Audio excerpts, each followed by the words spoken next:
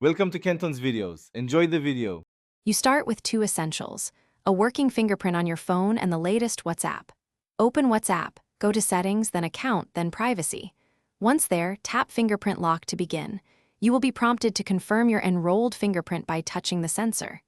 Do that now, gently, and hold until the phone recognizes you.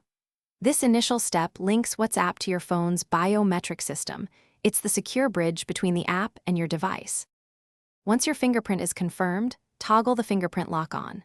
Next, you choose the auto lock timing, immediately after 1 minute or after 30 minutes, so decide how often you want reauthentication. Make that choice based on convenience versus security. Then, check notifications settings. Enable show notifications if you want quick previews, or disable previews to hide message content. These options control what appears on your lock screen, so adjust them to protect sensitive messages while keeping usability. To finish, exit WhatsApp and reopen it to verify the lock prompts for your fingerprint. Authenticate to confirm everything works. If the fingerprint repeatedly fails, clean the sensor, then re-register your fingerprint in the phone's system settings. Dirty sensors or worn prints often cause errors.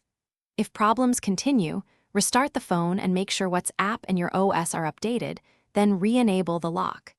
Doing those steps addresses most issues and restores secure, reliable access to your chats. Thanks for watching. Consider subscribing if we helped you.